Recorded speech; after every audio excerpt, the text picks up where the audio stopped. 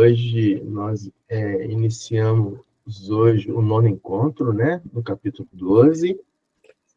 Então, para que a gente possa nos harmonizar, a Adriana vai fazer a leitura do exórdio. Vou só desligar o áudio de todos aqui. O exórdio de hoje, livro Caminho, Verdade e Vida, capítulo 107, a lição é Vinda do Reino, que está na página 229. Antes disso, a mensagem do dia de hoje, do dia 16 de abril da nossa agenda, é extraída do livro Vinha de Luz, no capítulo 31 desse livro, e a mensagem que Emmanuel nos passa é: como recolher a felicidade que não semeamos ou amealhar dons que nos afastamos? Então, essa é a pergunta de Emmanuel para nós. Então, visto isso, convido a Adriana para poder fazer a leitura do exórdio. Boa noite a todos. Vinda do Reino, traz o seguinte epígrafe. Estão me ouvindo bem? Sim? Ok. O reino de Deus não vem com aparência exterior. Jesus. Está em Lucas, capítulo 17, versículo 20. Os agrupamentos religiosos no mundo permanecem, quase sempre, preocupados pelas conversões alheias. Os crentes mais entusiastas anseiam por transformar as concepções dos amigos. Em vista disso, em toda parte, somos defrontados por irmãos aflitos pela dilatação do proselitismo em seus círculos de estudo. Semelhante atividade nem sempre é útil, porquanto, em muitas ocasiões, pode perturbar elevados projetos em realização. Afirma Jesus que o reino de Deus não vem com aparência exterior. É sempre ruinosa a preocupação por demonstrar pompas e números vaidosamente nos grupos da fé. Expressões transitórias de poder humano não atestam o reino de Deus. A realização divina começará do íntimo das criaturas, constituindo gloriosa luz do templo interno. Não surge a comum apreciação, porque a maioria dos homens transitam semicegos através do túnel da carne, sepultando os erros do passado culposo. A carne é digna e venerável, pois é vaso de purificação, recebendo-nos para o resgate preciso. Entretanto, para os espíritos redimidos, significa morte ou transformação permanente. O homem carnal, em vista das circunstâncias que lhes governam o esforço, pode ver somente o que está morto ou aquilo que vai morrer. O reino de Deus, porém, divino e imortal, escapa naturalmente à visão dos humanos. Que assim seja. Graças a Deus. Que assim seja, graças a Deus. Obrigado, Adriana, pela leitura do exórdio. Então, harmonizados pelo exórdio, nós convidamos Liana para poder proferir a prece de início.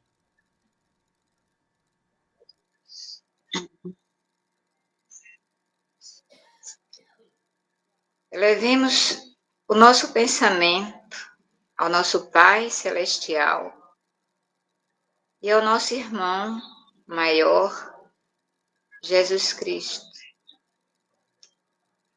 Vamos, neste momento, segurar a mão do outro e permitir que os nossos corações se abram, nossas mentes também estejam abertas para recebermos o que de mais precioso temos, que é a palavra do nosso Mestre Jesus.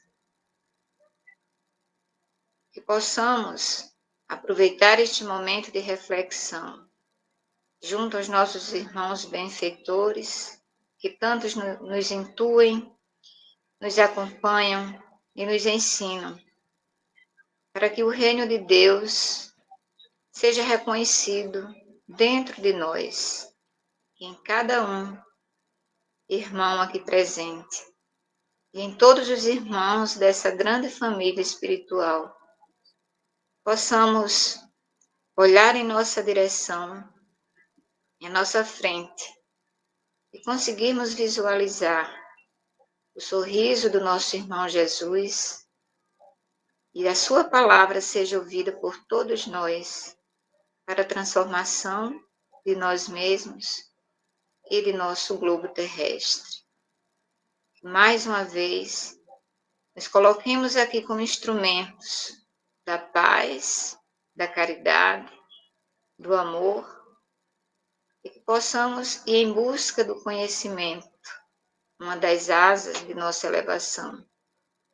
E que com esse conhecimento e os sentimentos que podemos nutrir em nossos corações de fraternidade, possamos fazer com que esse nosso mundo material seja percebido como um caminho para a nossa elevação espiritual, nesse nosso rumo, em busca dessa elevação do nosso planeta Terra.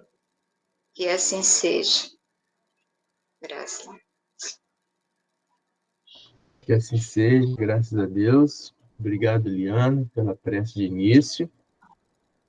Então, pacificados pelo exórdio e pela prece, podemos dar continuidade ao nosso estudo do livro Missionários da Luz, livro ditado por André Luiz, às mãos de Chico Xavier. Então, na nossa anotação, aqui nós paramos na página 173, seria no penúltimo parágrafo, o modelo estruturado em substância luminosa. Pergunto se todos encontraram? Ok? Tá. Então, nós vamos dar continuidade a essa parte do livro, e lembrando que André Luiz está na colônia espiritual, na região de planejamento das reencarnações, está visitando um setor acompanhado por um trabalhador, Justino, e nesse setor André Luiz está observando os modelos anatômicos das figuras masculina e da figura feminina, e está estupefato com a beleza das formas, das representações, das minúcias representadas da anatomia e da fisiologia do organismo humano. E aí André Luiz nos fala: o modelo estruturado em substância luminosa constituía, a meu parecer, a mais primorosa obra anatômica até então sob minha análise. Estão lembrando que André Luiz era médico, encarnado na Terra. Ele nunca tinha visto tamanha beleza das formas anatômicas conforme esse modelo que ele estava observando, criado pelas mãos dos irmãos espirituais daquela colônia. Semelhava-se àquela figura humana imóvel a qualquer coisa divinal. Fixei-lhe as minuciosidades com espanto.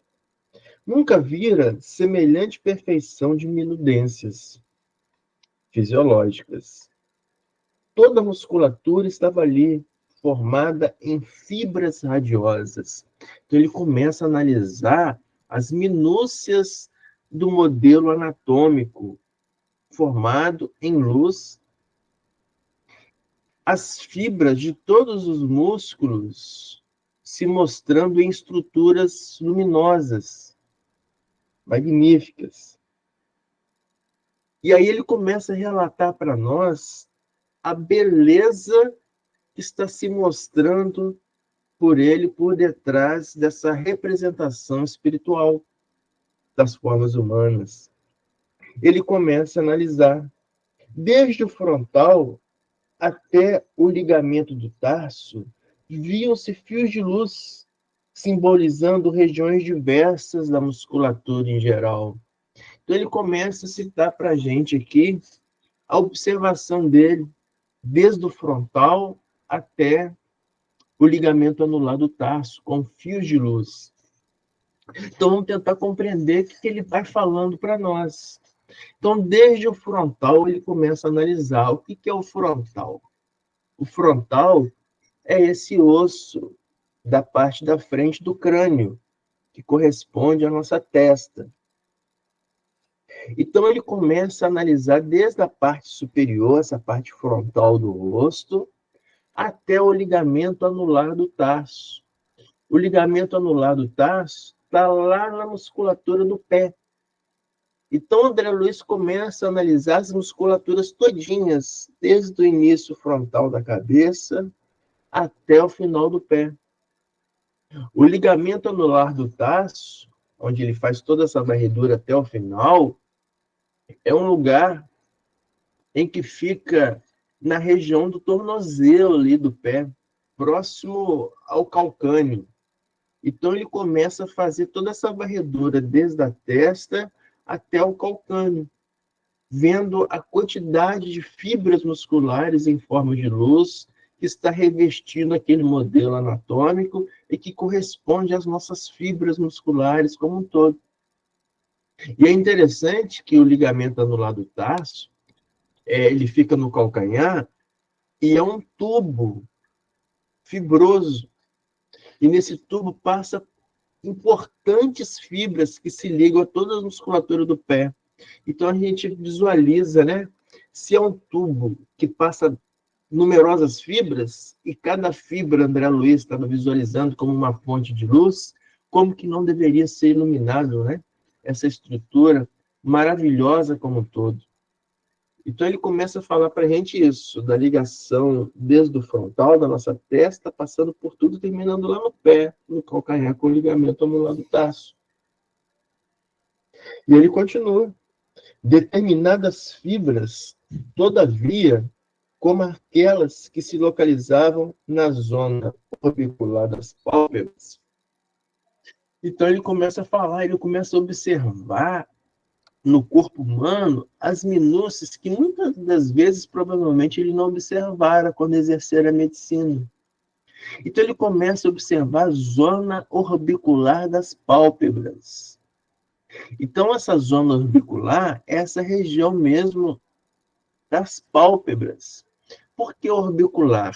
Orbicular é porque está ao redor dos olhos. Então, toda essa musculatura ao redor dos olhos é conectada às nossas pálpebras, e essas musculaturas elas têm a capacidade de poder fazer contrair as nossas pálpebras.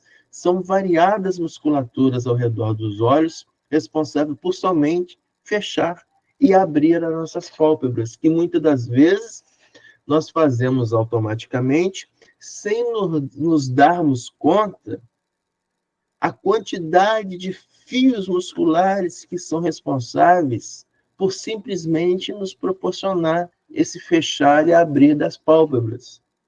E mais, que esse fechar e abrir das pálpebras é importantíssima para a manutenção do nosso globo ocular, porque cada hora que nós fechamos as pálpebras, nós lubrificamos o nosso globo ocular com secreções de glândulas lacrimais que existem ao redor dos nossos olhos, e esse fechar e abrir favorece isso, ao espalhamento dessas secreções para que possa ir lubrificando o globo ocular. Se não fosse isso, nossa vista ressecaria e nós ficaríamos cegos. Inclusive, tem uma doença degenerativa, né, que mostra a degeneração do globo ocular por ressecamento devido à falta de lubrificação, né? Então, veja como que é importante essas minúcias que por nós é automático, sobre o fechar e abrir dos olhos. E é isso que a espiritualidade está tentando nos passar hoje, para que nós observemos o que é automático em nós, mas por trás do automatismo, a quantidade de estruturas que são requeridas para que o nosso corpo mantenha-se rígido e íntegro, né? Então, além da zona orbicular das pálpebras, também André Luiz começa a observar as fibras contidas no músculo chamado triangular dos lábios. Então, André se refere ao músculo triangular dos lábios, na verdade, músculo triangular dos lábios é um nome vulgar, tá? Que é dado a um músculo regiado na face, localizado no canto inferior da nossa boca, aqui no canto inferior da nossa boca, formando dois músculos que formam uma região do triângulo, esses dois músculos. E por isso que é conhecido como músculo triangular dos lábios. Por quê? Porque esse músculo depressor do ângulo da boca, está localizado de um lado da boca e do outro lado da boca, é responsável por fazer a contração e a depressão dos nossos lábios, gerando expressões, por exemplo, como expressões de tristeza, né? Boca caída, desagrado, desânimo. É esse músculo, o músculo depressor do ângulo da boca, ou vulgarmente conhecido como músculo triangular dos lábios. Então, veja, nós falamos, nós gesticulamos com a boca, expressamos sentimentos através da boca, quer seja sorriso, quer seja expressão de tristeza, envolvendo músculos que nós não percebemos, né? E ele começa a observar também músculos da região do grande peitoral. Isso é interessante, porque quando ele fala no grande peitoral, é o músculo de formação do nosso peito, e que são dois músculos compostos, o maior, que é o grande, e o menor, que é o peitoral menor, que está embaixo do peitoral maior. Então, esses músculos são eles que têm a capacidade por fazer rotacionar o nosso braço, levantar e abaixar o nosso braço, né? Então, o equilíbrio muscular desse conjunto todo nos faz mover os nossos braços. Então, ele começa a mostrar desde a musculatura que faz contrair as nossas pálpebras para fechar e abrir os nossos olhos, lubrificando os nossos olhos, pequenas musculaturas no canto inferior da boca, formando o triangular dos lábios, promovendo a expressão de tristeza. Ele começa a mostrar grandes músculos, como o do peitoral, responsáveis por nós movimentarmos os nossos braços. E depois do grande peitoral, ele relata no pectíneo, né? Então, o pectíneo é um músculo que está localizado na coxa, dentro da parte interna da coxa, tá?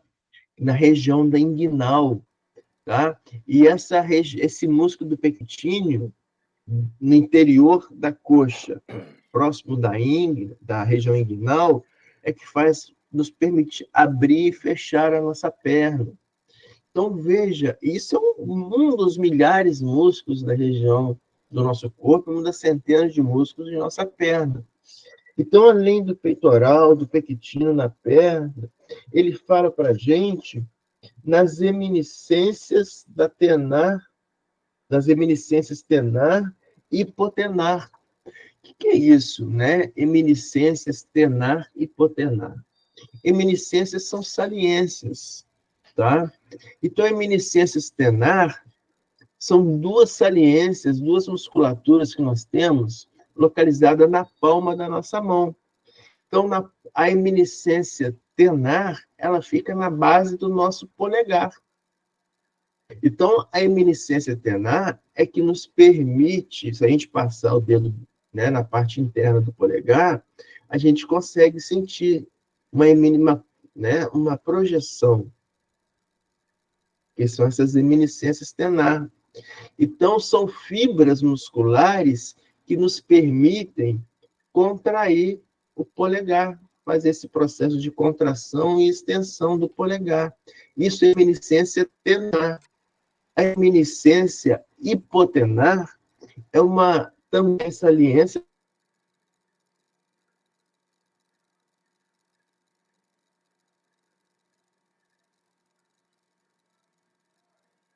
permite fazer a contração e extensão do nosso dedo mínimo.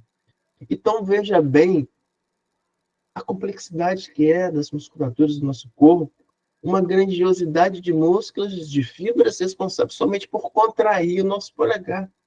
Outros músculos responsáveis por contrair o nosso dedo mínimo. E aí ele fala das eminiscências tenar e hipotenar, até o extensor dos dedos. O músculo extensor dos dedos, né, que é o nome vulgar, o nome anatômico dele é chamado de extensor digitório, porque ele está localizado na fibra do antebraço, aqui, ó, nessa região posterior nossa. Então, nessa região posterior, tem uma série de fibras e musculaturas que são responsáveis por estender os nossos dedos. Quando nós abrimos esse processo de extensão, quando nós abrimos a mão. Se a gente segurar o antebraço, a gente vai, quando a gente abre os dedos, a gente sente na parte posterior do antebraço essas fibras musculares trabalhando, né? Estendendo os dedos. Para fechar, é a musculatura que está no antebraço, na parte interna, fazer a contração. A extensão, a abertura, está nessa parte posterior do antebraço. Então é aí que ele está falando do músculo extensor dos dedos, para poder fazer a extensão, a abertura dos nossos dedos. Então veja a complexidade de músculos que André Luiz está nos fazendo revisar neste momento. Então, disso tudo, fala André Luiz para nós. Eram estruturas brilhantes. Do exame de superfície, então, examinando superficialmente essa estrutura, André passa a observações mais profundas, identificando as disposições maravilhosas das figuras representativas da circulação linfática e sanguínea. O que é isso? Então, ele fala das musculaturas, que é a parte mais externa, que reveste externamente o nosso corpo, e na parte interna tem o sistema circulatório. O que é isso? O sistema circulatório são dois. É o sistema circulatório sanguíneo e o linfático. Então, o que é o sistema circulatório sanguíneo? O sangue é a parte líquida do nosso corpo que transporta os nutrientes para as diversas células que nós temos formadas no nosso corpo. Além de nutriente, o sangue, ele transporta o oxigênio, que nós capturamos através da inspiração. Nós inspiramos, capturamos o oxigênio, e esse oxigênio é levado a todas as células.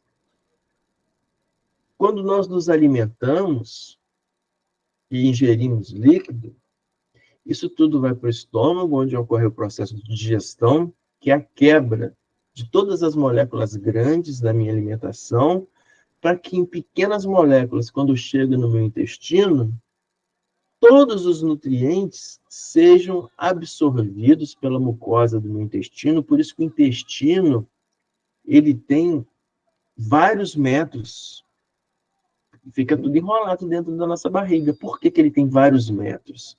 Porque ele tem que ter uma grande superfície de absorção, para que nós consigamos absorver nessa longa superfície, quando passa pelo intestino todo, possa ser absorvido gradualmente todos os nossos nutrientes, que são importantes para as diversas células. Então, na mucosa do intestino, ela é reforçada, envolvida por vários vasos, pequenos vasos, que nós chamamos de capilares sanguíneos, e estes capilares absorvem essas pequenas moléculas na parede do intestino. Essas pequenas moléculas, que são os nutrientes, caem nos capilares, então é conduzido pela circulação sanguínea para as várias células do nosso corpo. E aí esses nutrientes, por exemplo, como a molécula de glicose, né, que é a molécula base que dá energia, então essa glicose, simbolizando esses nutrientes, ela chega às nossas células, no interior das nossas células. Mas a glicose sozinha no interior da nossa célula não faz nada. Não faz nada. Não dá energia para o nosso corpo. Então, para que essa molécula de glicose consiga fornecer energia para o nosso corpo, é necessário o oxigênio, está ali para quebrar essa molécula de glicose. E é por isso que nós respiramos, só por isso. Porque nós precisamos que o oxigênio chegue na célula, combine com a glicose e quebre as ligações da glicose. A glicose são 6 átomos de carbono, um carbono unido no outro. Cada união de um átomo de carbono com o outro, ligação química, tem uma energia fenomenal. Então, quando o oxigênio chega nessa molécula de glicose, permite que essa ligação ela se rompa. Que ligação? Da molécula de glicose, 6 átomos de carbono. Se são 6 átomos de carbono, tem 6 ligaçõezinhas. Então, o oxigênio permite que essa ligação se rompa, libere essa energia e essa energia seja capturada para nós e armazenada para que a gente possa fazer trabalho. Eu falar, eu pegar um peso, é tudo através dessa quebra dessa molécula da glicose. Uma coisa interessantíssima é que a molécula de glicose tem 6 carbonos, e se o oxigênio quebrasse todas essas ligações de uma vez só, a célula pegaria fogo, entraria em combustão, a gente morreria. Então, a natureza ela é tão sábia que o aparelho celular da célula, o aparelho celular no interior da célula, ele permite que o oxigênio vai quebrando essa ligação uma por uma, para que a energia seja armazenada vagarosamente e não coloque a célula em estado de combustão. E essa energia capturada, ela é armazenada em uma molécula, que a gente já deve ter ouvido falar, que é o ATP. O ATP é a nossa fonte de energia, então vai armazenando no ATP. Para quando eu precisar de energia, eu quebro o ATP e produzo trabalho. Então, é isso. A circulação sanguínea permite que esses nutrientes que nós adquirimos com a alimentação vá para a célula e o oxigênio que nós inspiramos com a respiração vá para as nossas células também e ocorra a produção de energia. Mas quando ocorre essa produção de energia, a glicose é quebrada em carbono, carbono, carbono, cada carbono liberado forma a excreta da célula, que é o CO2. Cada carbono forma uma molécula de CO2 que é tóxica para a nossa célula, então precisa ser excretada. Então, mesmo o sangue, através da molécula de hemoglobina, que está dentro da hemácia, que capturou o oxigênio e levou para a célula, essa hemácia, através dessa hemoglobina, vai pegar esse oxigênio, vai pegar esse CO2 e vai fazer o transporte reverso do CO2 para chegar até no pulmão e ser excretado. Olha que maravilha que é a circulação sanguínea. Ao mesmo tempo que leva nutriente e oxigênio, ela traz as excretas celulares na forma de CO2 para ser expelido pela respiração. Então, é isso que André Luiz está observando através de cores magníficas, que ele está ficando estupefato. Mas não só o sistema circulatório, ele fala também que ele vê o sistema linfático. O que é o sistema linfático? O sistema linfático é outro canaizinhos de veias que nós temos, que faz o transporte reverso de pequenos restos celulares. Pequenos restos celulares. Então, degradações de células, cai tudo na linfa, e a linfa, ela faz o percurso reverso. Ela vai lá dos nossos pés, ela vem subindo até o nosso abdômen, a linfa toda vai lá dos pés, vem trazendo todas as excretas do pé até o nosso abdômen, né? E no nosso abdômen tem o baço que recebe toda essa linfa e ocorre a depuração, a transformação da linfa em uma linfa nova, né? Então a linfa faz somente esse transporte reverso. Por isso que quando as nossas pernas estão inchadas, né, as massagistas fazem essa massagem subindo do pé até o nosso abdômen, para facilitar esse retorno dessa linfa para o nosso abdômen. Então, André Luiz está observando essa circulação maravilhosa, tanto sanguínea e a circulação linfática, né? Tanto da circulação sanguínea quanto da circulação linfática. E interessante que André Luiz, ele continua falando, mostrando, continuando lá a leitura do livro, André Luiz, os órgãos estavam todos ali, vibrando em obediência a dispositivos elétricos para demonstrações educativas.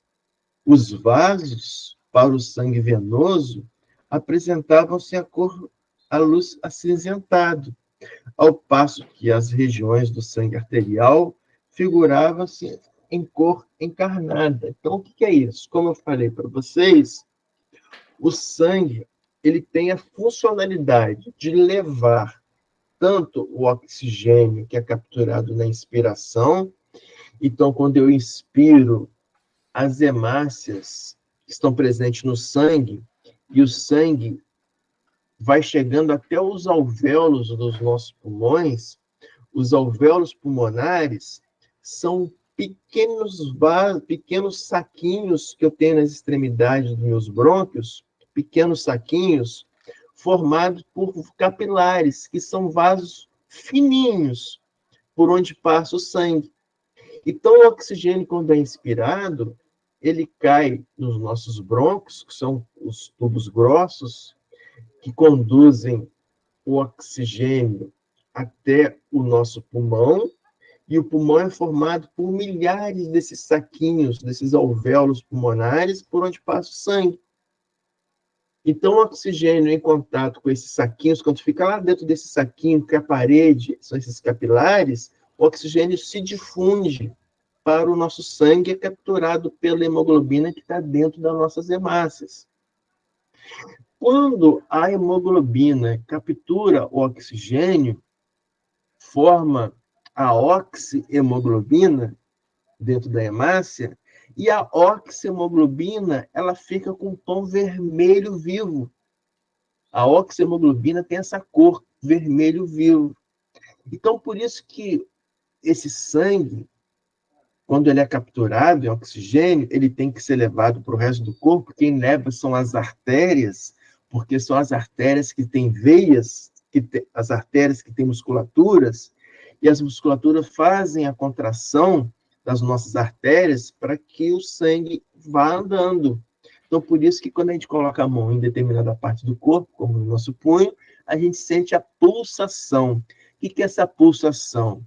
São as fibras musculares das paredes das artérias contraindo as artérias para que o sangue vá andando, porque se não acontecesse isso, o sangue ficava parado. Então, a musculatura nas paredes das artérias vão contraindo, o sangue vai vagarosamente andando de contração em contração, chegando a todas as células do nosso corpo. Então, essas artérias que têm a parede como musculatura, é que vai levando o sangue arterial, no interior dela o sangue é vermelho claro, vermelho vivo. Por quê? Porque é a oxihemoglobina, hemoglobina oxigenada, levando o sangue rico em oxigênio. Quando esse sangue arterial chega nas células, essa hemoglobina, que era oxihemoglobina, porque estava com oxigênio, ela dá o oxigênio para a célula. E quando ela dá esse oxigênio para a célula, ela recebe o CO2, que é o produto de excreção da célula. Quando essa hemoglobina no interior da hemácia recebe esse CO2, forma a carbohemoglobina. A carbohemoglobina, a hemoglobina ligada com CO2, ela já não tem a cor vermelha bonita. Ela tem uma cor azulada. Por isso que o sangue venoso, que é responsável, as veias, por trazer esse sangue venoso das células até o pulmão para ser liberado CO2, tem essa cor acinzentada. Então, por isso que André Luiz nos fala nesse ponto, que ele começa a analisar essa beleza toda e ele começa a verificar os vasos para o sangue venoso na coloração acinzentada devido ao CO2 e o sangue arterial na coloração encarnada. Encarnada é esse vermelho claro de carne, né? Por isso que encarnada é vermelho claro, devido à oxihemoglobina. E é interessante que ele vai e ele termina dizendo: rendi silencioso preito de admiração à sabedoria divina. Preito é render homenagem por respeito, por admiração. Isso que é preito, né? Porque ele revê isso tudo e vê como é linda a obra divina em nós.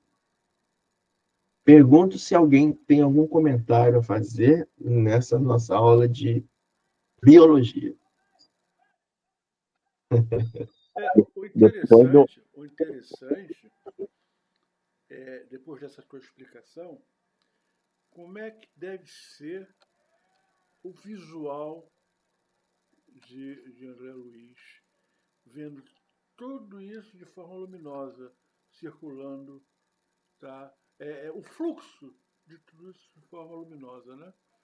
Deve ser uma coisa bonita e assustadora ao mesmo tempo, para nós que nem conseguimos imaginar como é que poderia ser uma coisa dessa, né? Quer dizer, a natureza humana é tão perfeita e a gente está todo o tempo tentando estragá-la, né? Isso é muito bacana, né, Guto, essa frase sua, né? É tão perfeita que a gente está tentando estragar, né? Quando a gente começa a, né, observar, e a fala de André Luiz é para isso, né? É para nós nos observarmos, a máquina divina que nós somos, e a gente começar a pensar assim, que muitas das vezes, né, como nós nos permitimos colocar substâncias para dentro que nos agridem, né? Como que a gente permite, por exemplo, fazer o uso abusivo do álcool, né, que nos agride, fazer uso abusivo do cigarro, que nos agride, fazer uso abusivo de alimentações que não são saudáveis, que nos agridem o nosso corpo, né?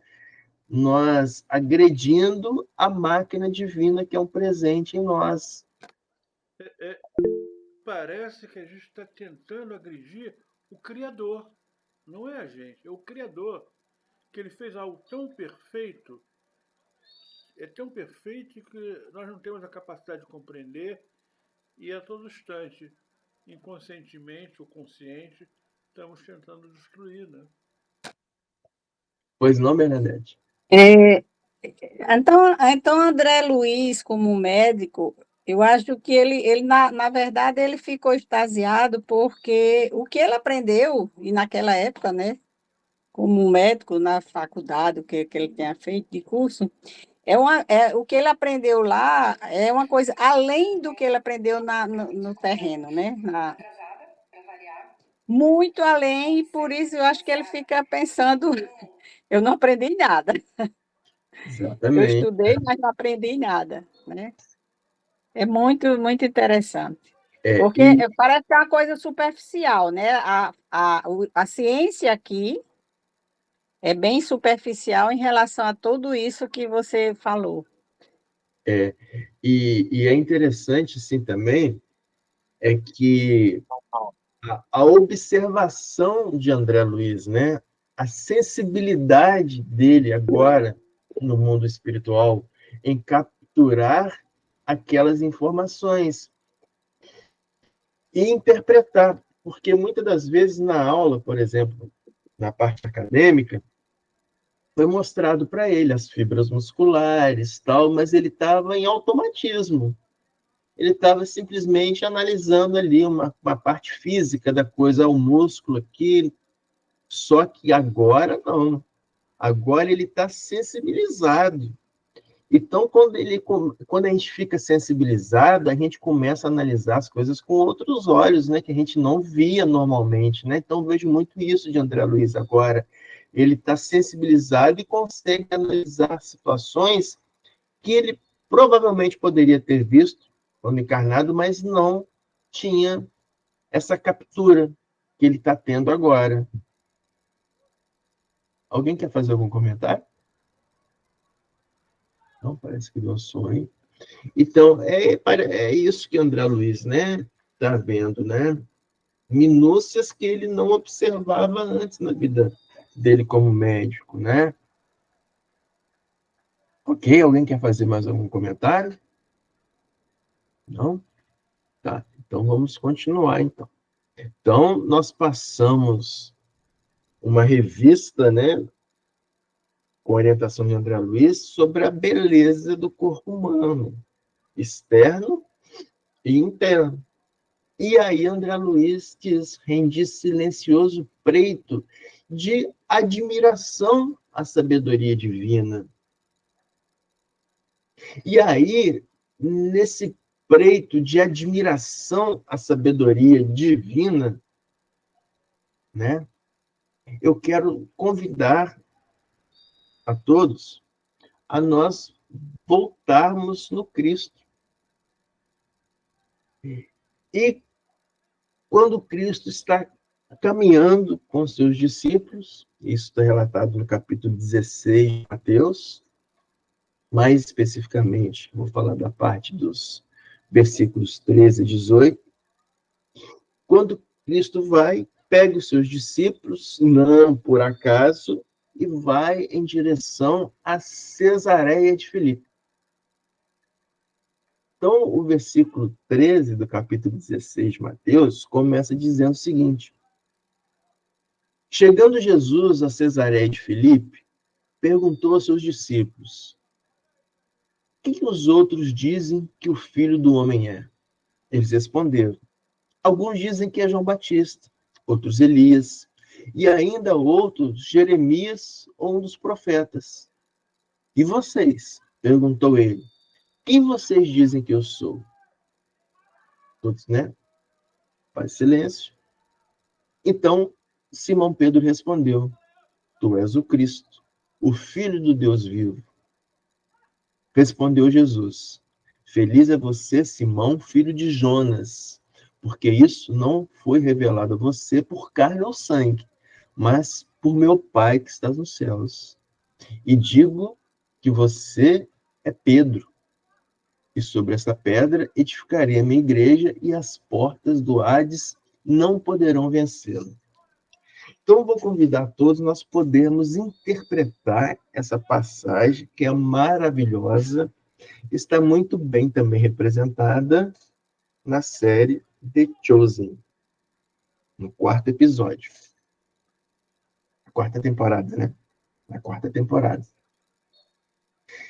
Então, vamos lá. Então, o que está acontecendo nesse episódio, né? Então, Cristo, ele leva os seus discípulos para Cesareia de Filipe, para na Cesareia de Filipe perguntar para eles quem que eles acham que Cristo, que os outros acham que é o Cristo e que os seus discípulos acham que o Cristo é. Interrogar isso para eles. Mas por que Cesareia de Filipe?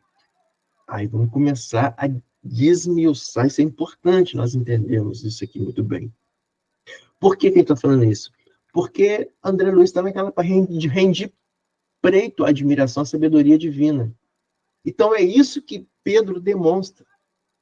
Ele rende preito à sabedoria divina, dizendo que Cristo é o Filho do Deus vivo.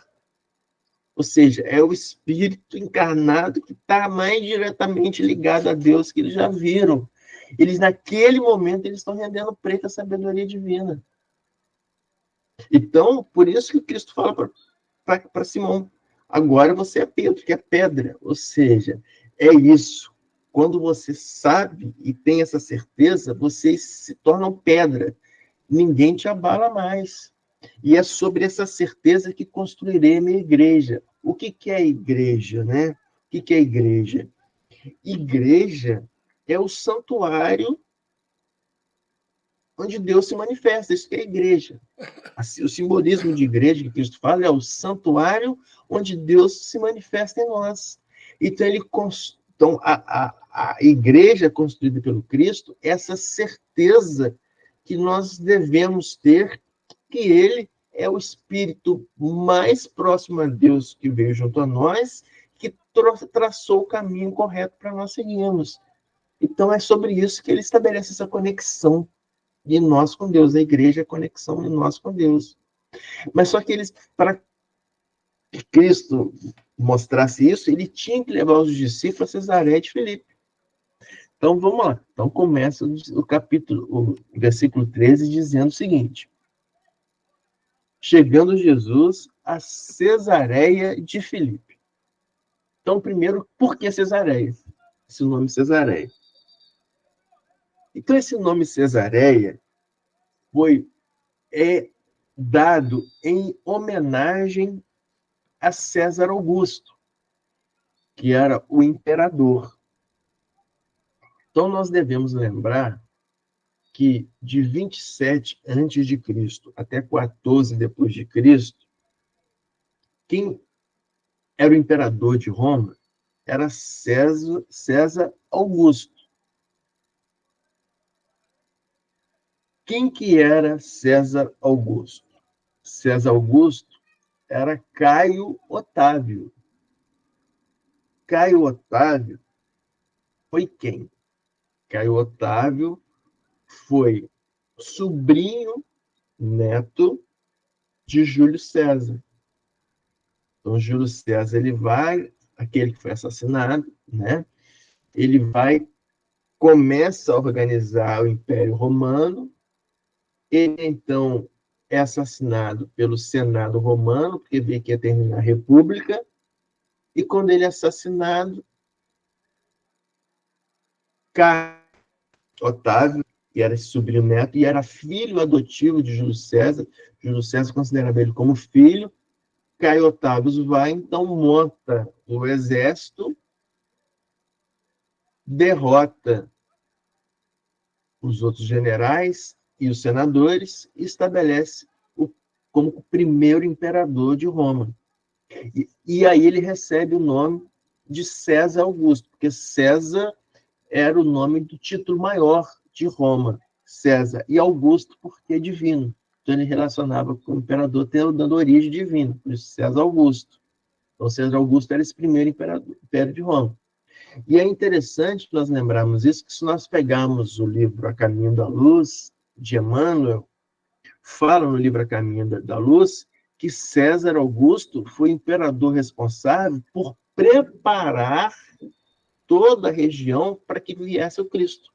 Porque o império de César Augusto converteu paz e desenvolvimento para Roma nos primeiros anos antes do nascimento do Cristo, conferindo a paz para que o Salvador pudesse chegar. É importantíssimo, César Augusto. Então, Cesareia é por isso, porque dá um nome em uma cidade que já existia, isso é importante, colocando o nome em homenagem ao imperador César Augusto. E por que o nome Cesareia de Filipe? Porque quem deu esse nome a Cesareia, rendendo homenagem a César, foi Filipe II. Quem foi Filipe II? Filipe II foi um dos 3 filhos de Herodes o Grande, que recebeu uma parte da região de Israel do seu pai. Então, vamos entender. Herodes o Grande, ele teve o seu reinado de 37 a.C. até 4 a.C. Tá?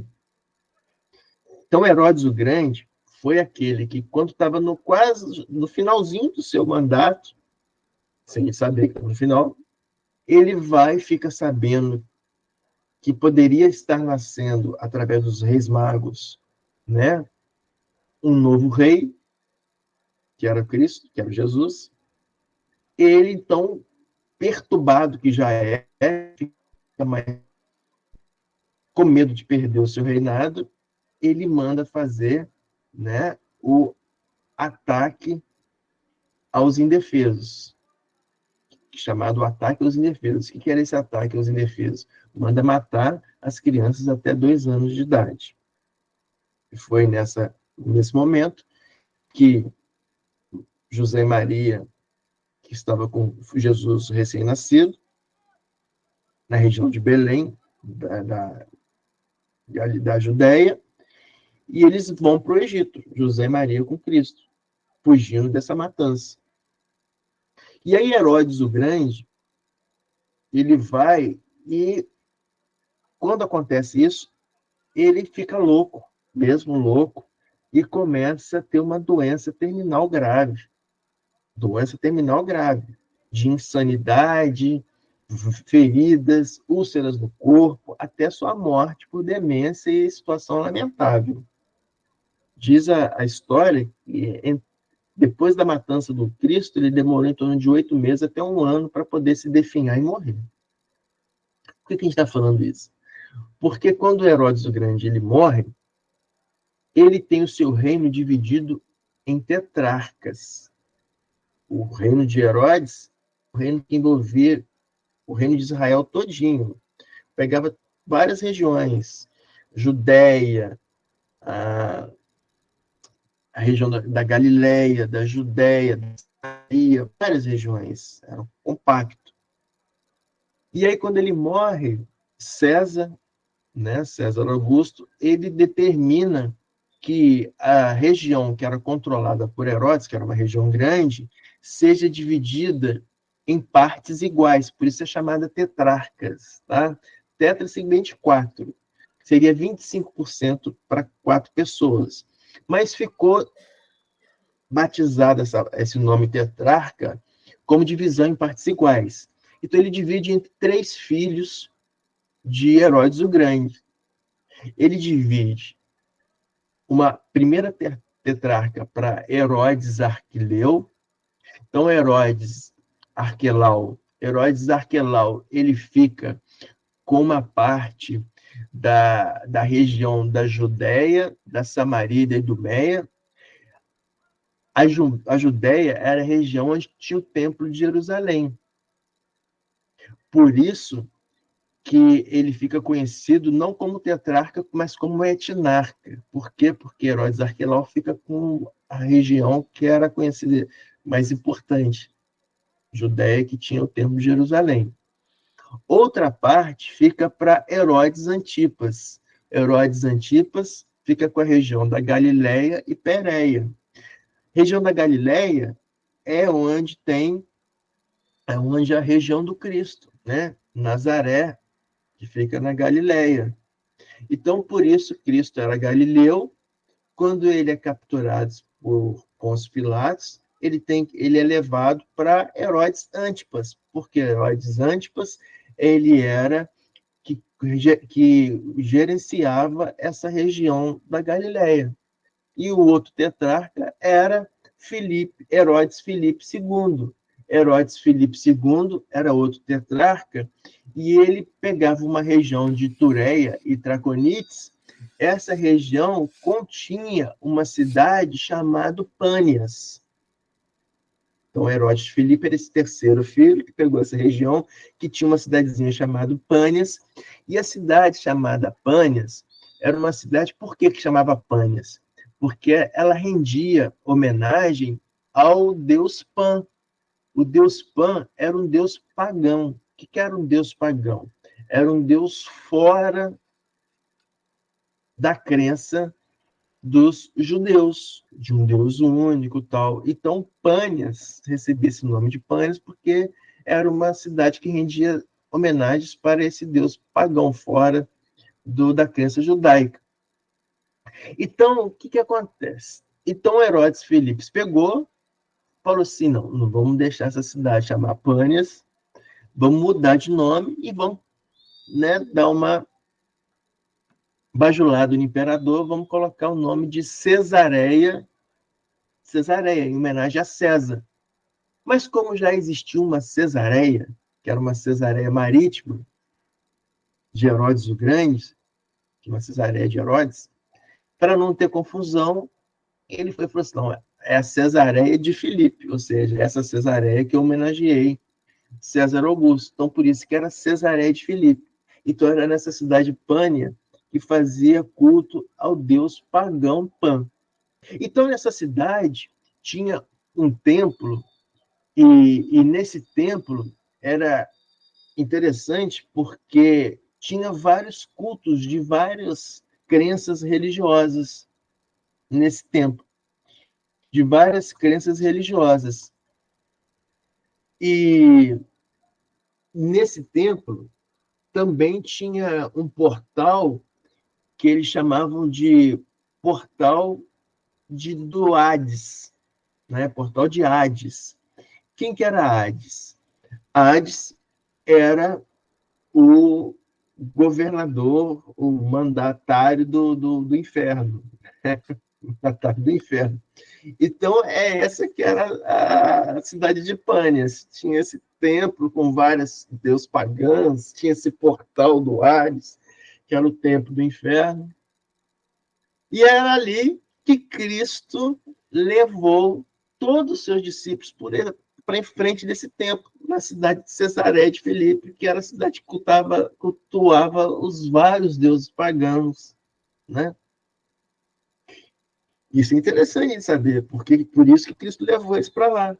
Então, quando Cristo chega em Cesareia de Filipe, em frente a esse templo, né, durante esse templo pagão, aí Cristo pergunta: quem os outros dizem que eu sou? Então vocês estão aqui, num lugar tumultuado, de várias crenças de deuses confusos, que ninguém se encontra, na frente de um portal que eles falam que é a porta do inferno. E aí Cristo pergunta: vendo isso tudo, essa confusão louca, quem que vocês dizem que eu sou? E aí eles perguntam. Alguns dizem que você é João Batista, ou seja, João Batista que tinha sido mandado decapitado por Herodes de Antipas. Outros dizem que Elias, que era outro profeta, que Cristo recebeu quando ele estava lá no Monte Tabor, né, quando ele se transfigurou e Pedro estava lá. Então, uns falam que é João Batista, outros que é Elias, outros que era Jeremias, outros e qualquer um dos profetas.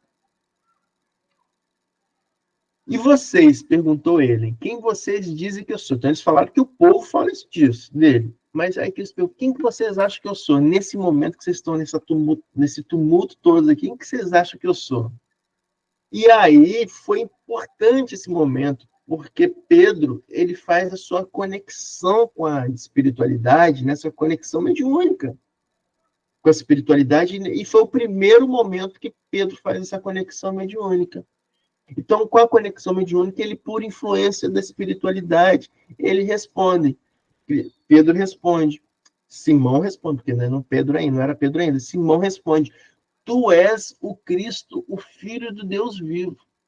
E aí Jesus, visto isso, naquele local, falando que ele é o Cristo, o Filho do Deus vivo, que ele estava na frente de várias crenças pagãs, de vários deuses, e que existe apenas um Deus único. E que naquele momento o representante daquele Deus único estava ali diante deles. E aí Cristo fala para Simão: feliz é você, Simão, filho de Jonas, porque isso não foi revelado a você por carne ou sangue, ou seja, foi pela espiritualidade. Ele representa como meu Pai que está nos céus, né? Foi revelado pela espiritualidade que estava ali agora fazendo essa conexão. E aí aí ele fala: e eu digo que você é Pedro, então, nessa conexão, nessa sintonia, você é uma pedra para nós. Quando nós entramos em sintonia, nós nos tornamos pedra. E é sobre essa pedra que edifica essa igreja do Cristo, ou seja, a conexão com o divino. E ele finaliza falando: e as portas do Hades não poderão vencê-la. Por quê?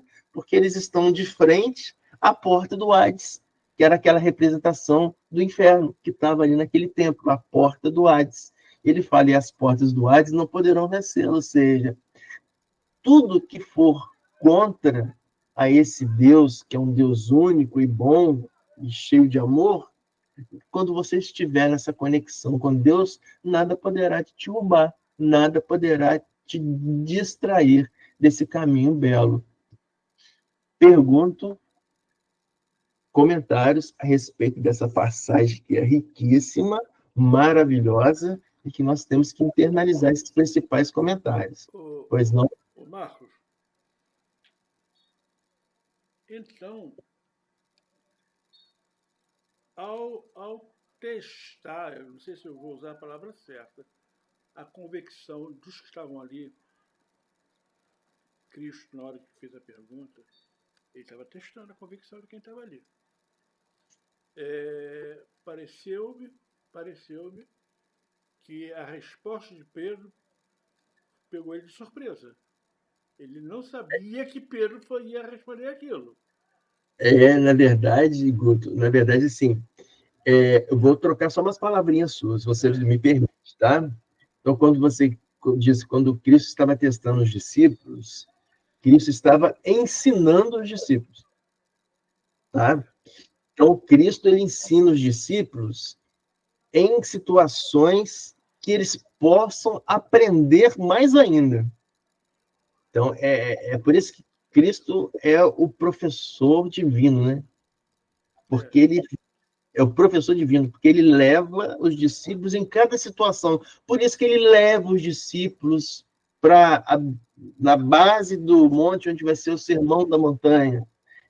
Ele leva os discípulos para lá, com sua energia, ele coloca toda a população lá antes dele chegar. E a Bíblia fala isso, né? Que Cristo, quando chega, toda a população está na base do monte, e ele só sobe o monte com os discípulos para poder fazer o sermão. Ensina. Entre outros vários exemplos, então Cristo ele vai e leva para esse local para poder ensinar da melhor forma possível, para que dê aquele choque dos discípulos e eles aprenderiam com maior força. Nada escapa ao controle do Cristo, viu? Nada pega Cristo de surpresa, nada. Isso tudo, né? Então, quando ele vai lá e pergunta e vê que todos os discípulos iam ficar em silêncio, e com certeza Cristo está observando e vendo a espiritualidade trabalhar sobre Pedro. Imagina o que ele vê. Imagina ele só de braço cruzado, vendo os espíritos todos trabalhar em cima de Pedro, ele ensinando, até chega no momento que ele vai fazer a pergunta, ficar em silêncio, para que deixar que Pedro sinta aquela espiritualidade agir sobre ele, para fazer essa resposta. E para então, com a resposta de Pedro, ele ensinar para os outros discípulos. Entendeu? Então ele deixa Pedro fazer essa conexão, ele responde, e aí ele ensina para os outros discípulos isso tudo. Então Cristo era um professor que levava para situações estratégicas para poder ensinar. Certo? Quando não ensinava por parábolas. Né? E aí, eu estou assistindo também, Marco, e a coisa interessante é que dá muitas lições essa série. Ele dá uma lição naqueles dois que a mãe incentiva que pedisse para ficar sentar um do lado de cada um do lado de Jesus, né? E ficam com inveja. A gente sente que eles ficam com inveja de Pedro, né? Na hora que Jesus diz, você é Pedro. E aí os outros ficam com inveja, líder, essa história toda. É muito interessante porque como somos pequenos, né? Diante de Jesus. Por isso que eu falo, né, Bernadette, que assim, que o número de discípulos são 12. Por quê? Porque representa a humanidade como um todo. 12 é esse símbolo, né? Totalidade, né? Então representa a humanidade. E eles deveriam manifestar isso. Ciúme, inveja, por quê? Porque são sentimentos inatos da humanidade. Então, Exatamente. Eles tinham que mesmo manifestar isso. E o Cristo fica com muita raiva, né? Dá uma lição neles, assim, porque não era para estar fazendo essa pergunta. Que série é essa que vocês estão falando? Que série? The Chosen. The Chosen, aquela série fabulosa, The Chosen. Chosen. Já chegou a nova temporada. E A aonde ela quarta está temporada. passando? Na Netflix. Netflix, Já chegou na Netflix. Eu ainda vou ver agora na Semana Santa. É. A quarta temporada chegou na Netflix. É uma maravilhosa série, né? Então, mas é isso daí. Muito Então, bom. nessa passagem bíblica, mostra isso, tá? Mostra isso. E aí, é igual Bernadette falou. Quando Cristo fala para Simão, você é a pedra, mas não é que Simão era a pedra, é o sentimento ali manifesto que seria a pedra. Mas aí, os discípulos, eles começam mesmo a relatar ali algumas discordâncias e tal, e isso é importante para que Cristo vá ensinar os discípulos a tirar esse sentimento ruim deles, entendeu? Isso é importante eles manifestar, extrapolar isso. Então, por isso que Jesus vai ensinando, vai incitando eles a colocarem para fora tudo de ruim que eles têm, para que eles possam aprender a trabalhar os sentimentos dentro dele. Por isso que Cristo é um professor divino, porque ele E, na ensina... verdade, eles eram discípulos apenas, né? Não eram santos, não eram, tinha todos os sentimentos que qualquer Não pecador poderia tinha. ser, porque eles tinham que representar a humanidade, né? Exatamente. Eles tinham que representar os sentimentos da humanidade como um todo. E mostrar, e Cristo mostra que, sendo homens, eles conseguiram dominar todos os seus sentimentos, transformar todos os seus sentimentos e se tornarem dignos de receber no final o Espírito Santo, né? No Pentecostes. Eles recebem a recepção do Espírito Santo é o que é?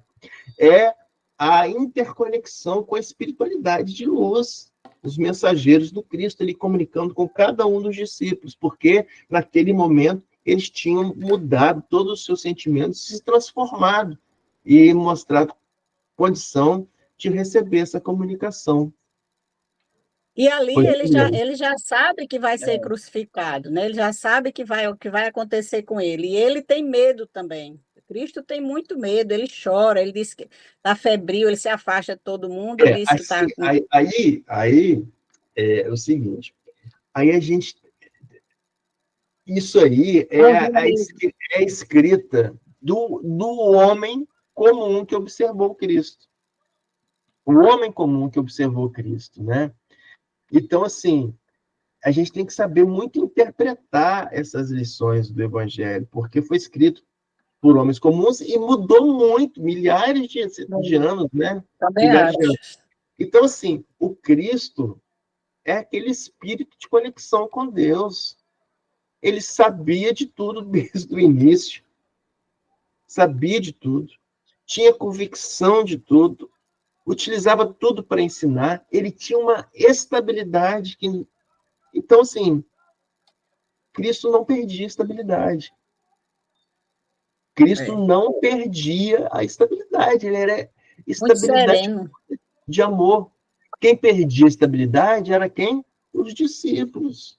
E nessa perda de estabilidade, eles escreviam percepções erradas sobre o comportamento do Cristo. Tá? Então, nós temos que compreender o Cristo isso como esse espírito divino, diretamente conectado com as regiões divinas, estável, sereno e que não se alterava. E aí nós temos que saber interpretar o que sai disso, porque é esse escrito e manipulado pelas mãos humanas comuns. Oi, Adriano. Não, eu ia falar sobre o Espírito Santo, mas o Espírito Santo, aí você comentou sobre o Espírito Santo. O que eu ia comentar, antes de você falar o derramamento do Espírito Santo, que quando você conversa com o evangélico, com amigos evangélicos, eles falam que eles não acreditam nessas manifestações do Espírito, né, da espiritualidade. Aí eles atribuem não, é o Espírito Santo. Não é a espiritualidade que está falando, é o Espírito Santo. Aí, quando eu ia perguntar isso a você, aí você falou no Espírito Santo. O Espírito Santo é o que é? São mensageiros próximos à conexão divina, são santos por causa disso. E não é E mais, não é o Espírito Santo, né? São os Espíritos Mas Santos. eles falam que é Querem o passar Espírito Santo, né? mas aí tem que saber Não, deixar. entendeu. Então, Mas, assim, é a justificativa que eles dão. Quando isso. você mostra as passagens que há o encontro do Se homem você encarnado pegar com no a Pentecostes, espiritualidade, isso, se aí você eles... pegar no episódio do Pentecostes, fala que desceu do céu uma língua de fogo e se dividiu em várias chamas, cada um caindo sobre um dos discípulos. Sim. Vários espíritos que cada um ficou com um discípulo, né? Então, por isso que, né? Então, quando a gente fala o Espírito Santo, são aqueles espíritos crísticos, né? Crísticos que estão diretamente relacionados com Deus, tal. Marco, a explicação que você deu agora, você falou tão rapidamente, mas seria bom você frisar novamente, que faz com que a gente tenha a interpretação errada de Cristo, né? Cristo, ele não tinha medo, ele não tinha receio, porque senão ele não era divino. Porque se ele é a representação do Pai aqui na Terra, então ele não pode ter sentimentos que pertencem a nós, que estamos encarnados. Mas você deu uma explicação, foi tão rápida a explicação, assim, que é importante frisar que a Bíblia foi escrita por homens, e os homens que assistiam, os amigos, né, de Cristo, que assistiam aquele momento, aquela crucificação, imagina a dor que eles sentiam, né? Sim. Imagina a dor dilacerando a sua carne. Então, é a percepção do homem, né? Mesmo sendo um homem elevado, que conviveu 3 anos com Cristo, mesmo assim, é a percepção mesmo do assim, homem. além de ser escrita por esses discípulos, elas foram reescritas milhares de vezes. É um telefone sem fio. Então, quem conta um conto aumenta um ponto, né? Pois é. Mas eu achei fantástico então, essa sua explicação. Nessa reescrituração, eles não poderiam deixar de expressar esse sentimento humano. Verdade. Né, de dor, porque eles estavam sentindo dor. Eu vou expressar que Cristo se chorou, eu vou expressar. Já que eu sou tão próximo dele, já que ele me chamou de amigo. Já que eu choro, eu sinto dor, então eu vou expressar. É escrita literária romântica, né? É escrita romântica, né? Então a gente tem que entender isso, né? Então a gente tem assim esse entendimento do Cristo. E tudo que sai desse equilíbrio do Cristo por mal interpretação nossa. Né? É igual aquela célebre frase, né? Pai, afasta de mim esse cálice. Exatamente. Né? Isso aí eu nunca esqueci quando você falou isso para mim. Cristo nunca pediria isso. Nunca pediria isso, né? Pai, afasta de mim esse cálice. Né? Nunca. Então a gente tem que ter essa serenidade para saber interpretar as escrituras, não ao pé da letra. Não ao pé da letra. Mas isso só acontece por meio da leitura, do estudo, da discussão, a Bíblia, ela não é literal. As nossas dúvidas, né? A Bíblia não é literal.